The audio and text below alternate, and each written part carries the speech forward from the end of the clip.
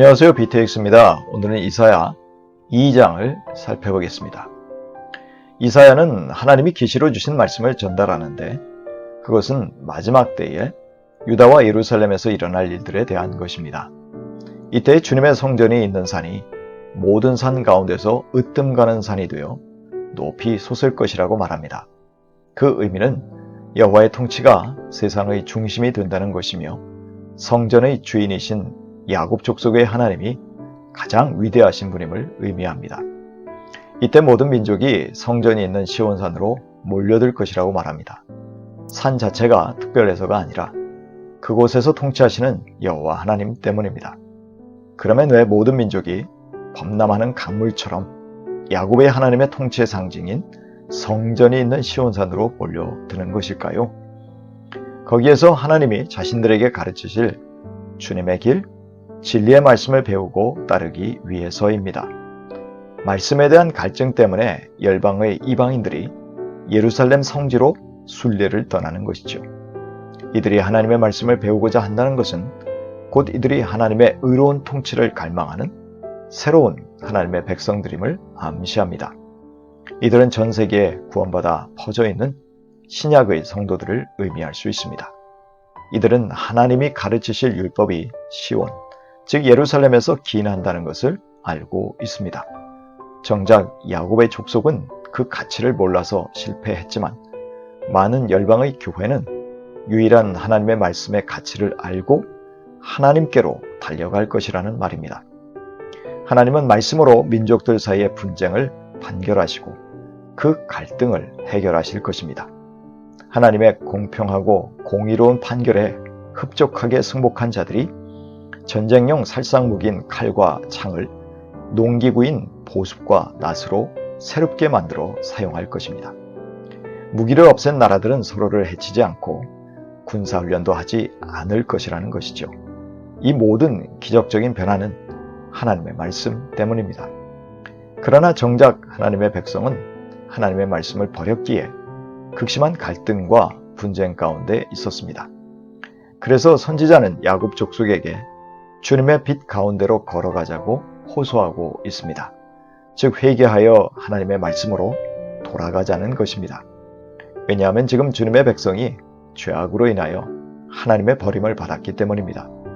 정작 하나님의 말씀을 받았던 백성이 그 말씀의 능력에서 제외되어 있었기 때문입니다. 이사야는 먼저 된 자라고 자부했던 야곱의 족속이 나중된 자가 되었으니 분발하라고 재촉하고 있는 것이죠. 그것은 야곱 족속의 각종 우상 숭배를 버리고 이방 자손과 맺은 언약의 파기로 나타나야 했습니다. 비록 하나님의 백성들이 경제적으로 풍요롭고 군사적으로 잘 무장되어 있어서 오히려 복을 받아 모든 것을 다 가진 것 같지만 천박하고 비굴하다고 직격탄을 날리고 있습니다. 하나님의 형상으로 만들어진 사람이 한낱 자기들이 만든 우상에 굴복하기 때문입니다. 선지자는 이러한 비굴한 작태를 보이는 백성들을 용서하지 말아달라고 하나님께 기도할 정도입니다. 그리고 이들은 하나님의 심판으로 더욱 비참하게 되어 있었습니다. 이렇게 하나님은 죄를 간과하지 않으시고 반드시 심판하십니다. 하나님의 두렵고 찬란한 영광 앞에서 우상 숭배자들은 조금이라도 숨을 곳이 있다면 숨겠다고 안달입니다. 하나님의 두려운 임재 앞에서 거만한 인간은 낮아지고 오직 주님만이 홀로 높임을 받으실 것입니다. 전능하신 하나님은 심판의 날을 친히 준비하시므로 인간이 쌓아 올린 모든 것을 다 무너뜨리실 것입니다. 그 교만의 대명사들이 모두 다 낮아질 것입니다. 교만한 자들이 숭배하던 우상들이 다 사라질 것이며 땅을 뒤흔들며 심판자로 임하실 영광된 하나님 앞에서 교만한 우상 숭배자들이 동굴과 땅굴로 숨을 것입니다. 이들은 그 우상들이 아무런 도움이 되지 못한다는 것을 깨닫고 은, 금 우상들을 다 던져버릴 것입니다. 그것도 사람들이 혐오하는 박쥐와 두더지에게 던져버릴 것입니다. 심판의 날에 그 우상들이 아무런 도움이 되어주지 못하기 때문입니다. 이렇게 거추장스러운 우상들을 박쥐와 두더지에게 화풀이하듯이 내던지는 것이지요. 이렇게 두려운 날이 임할 것을 예언한 선지자는 하나님의 백성에게 사람을 의지하지 말라고 결론을 내립니다. 선지자가 우상을 숭배하지 말라고 강조하다가 사람을 의지하지 말라고 결론 짓는 것이 어색합니다. 하지만 우상은 사람이 만들어낸 것이므로 우상 숭배는 곧 사람을 의지하는 교묘한 것임을 간파한 권면입니다. 사람들이 만든 우상은 자신들이 하나님 자리에 앉겠다는 숨은 의도의 산물임을 폭로하는 것입니다. 따라서 사람들이 만들어 놓은 것들을 의지하지 말고 창조주 하나님을 의지하라는 결론적 메시지를 선지자가 전하고 있습니다.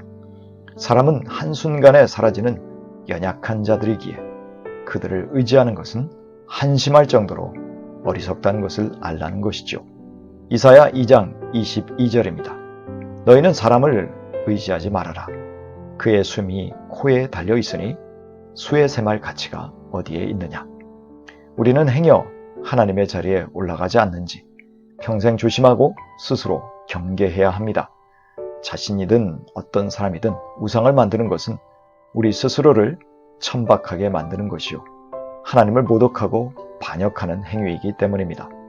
그러므로 우리는 강력한 영적 무장으로 교만을 물리치고 왕이신 그리스도께 굴복하는 삶을 힘써야 할 것입니다. 고린도후서 10장 4절 이하입니다. 싸움에 쓰는 우리의 무기는 육체의 무기가 아니라 하나님 앞에서 견고한 요새라도 무너뜨리는 강력한 무기입니다. 우리는 궤변을 무찌르고 하나님을 아는 지식을 가로막는 모든 교만을 쳐부수고 모든 생각을 사로잡아서 그리스도께 복종시킵니다.